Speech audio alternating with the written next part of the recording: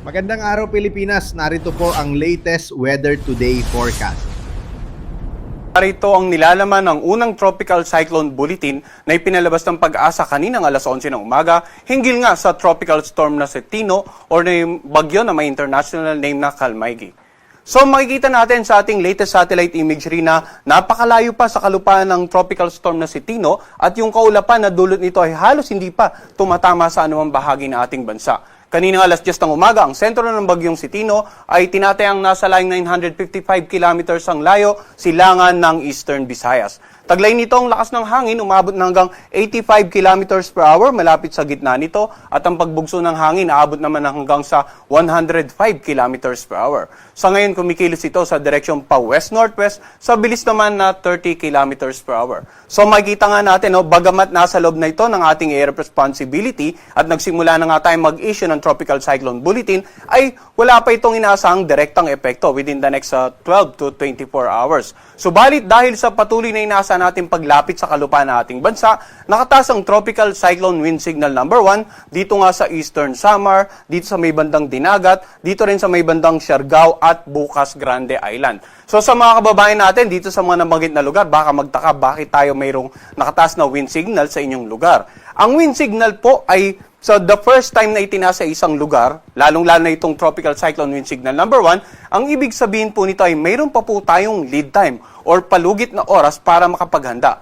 Within 36 hours, saka pa lang natin posibleng maranasan ang direktang epekto ng bagyong si Tino sa inyong lugar. Kaya hanggat maaari, ngayon pa lamang po, ay nabigyan na tayo ng abiso para simulan natin yung paghahanda, preemptive measures para maiwasan nga yung peligro ng bagyong si Tino habang patuloy itong lumalapit. Habang wala pa po, kailangang magbigay na tayo ng babala para makapaghanda po tayo. At asahan natin sa patuloy na paglapit sa mga susunod na Tropical Cyclone Bulletin ay madagdagan pa yung mga lugar na may wind signal bukod sa magkaroon pa po tayo ng mas mataas na wind signal. Ang tinataya po nating pinakamataas, posibleng umabot po ng Tropical Cyclone Wind Signal number 4 ang itataas natin sa nakararaming bahagi po ng Visayas sa mga susunod nating issuance ng Tropical Cyclone Bulletin. Kaya mangyari lamang tutukan yung Tropical Cyclone Bulletin na sa ngayon po ay ini-issue ng Pag-asa every 6 hours. Kapag may wind signal number 1, usually ang lakas ng hangin dyan ay magkakaroon ng minimal to minor damages sa inyong lugar. Kaya hanggat maaga pa ay dapat maging alerto na po tayo, maging aware na po tayo na may paparating na bagyo at sa lugar po natin, bagamat wala pang direktang epekto, sooner or later, pwedeng makaranas na tayo ng mga malalakas na hangin at magkaroon ng mas mataas na wind signal.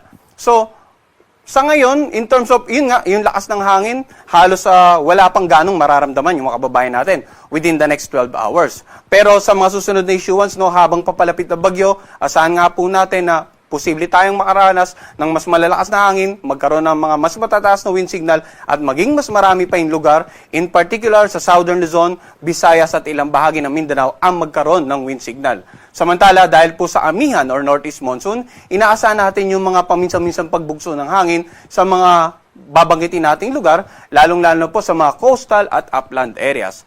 Ngayong araw, November 22, asahan natin yung mga pagbugso ng hangin dito nga sa Batanes, sa Babuyan Island, Ilocos Norte, northern at eastern portion ng Cagayan, sa eastern portion ng Isabela, Aurora, Quezon, maging dito sa may bandang Lubang Island, Marinduque, Calaguas at Caluya Island. Samantala, bukas naman, mga pagbugso ng hangin dahil sa amihan, inaasahan natin sa nakararaming bahagi ng Cagayan Valley, nakararaming bahagi ng Cordillera Administrative Region, sa Ilocos Norte, Aurora, Bulacan, Bataan, maging dito sa Metro Manila, at ganun din sa Calabarzon, Mimaropa at Bicol Region. Sa darating naman na Martes, asahan ng mga pagbugso ng hangin dahil sa amihan po yan, nakararaming bahagi pa rin ng Cagayan Valley at ng Cordillera Administrative Region sa Ilocos Norte at Ilocos Sur, ganun din sa nakararaming bahagi ng gitnang Luzon, Metro Manila, Calabarzon, Mimaropa at ng Bicol Region. So, i-monitor din po natin yung mga ipinapalabas nating babala patungkol nga sa mga pagbugso ng hangin na dala naman ng pinag-ibayong amihan.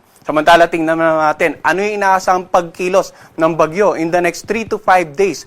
Kaninang alas 8 nga ng umaga, nandito sa loob ng ating air responsibility ang tropical storm na sa Tino. At bukas, inaasahan po natin ay nasa layong 430 kilometers silangan ng Giwan Eastern Samar. So ulitin natin, no, malayo pa ang bagyo sa kalupaan ng ating bansa, subalit nagtaas na tayo ng wind signal para agad-agad makapag-prepare kaagad yung mga kababayan natin para sa paparating na bagyo.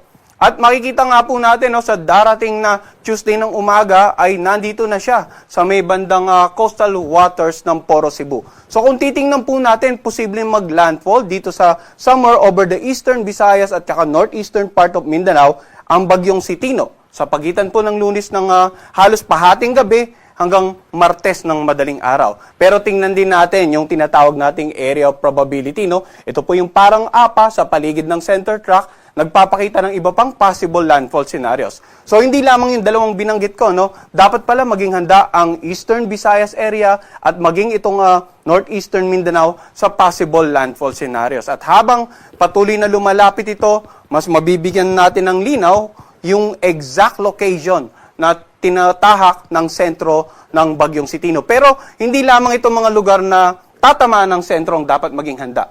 Lahat po ng mga lugar na magkakaroon ng tropical cyclone wind signal sa mga susunod nating weather bulletin ay dapat maging handa sa paparating na bagyong si Tino.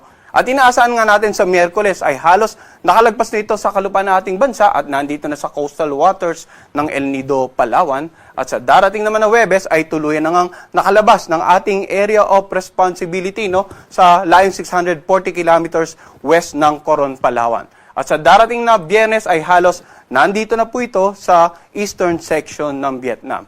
So makikita po natin, no, yung area of probability, yung parang APA, nagpapakita po ng mga posible pang other scenarios aside dito sa center track na tatahakin, posibleng tahakin ng sentro ng bagyong si Tino.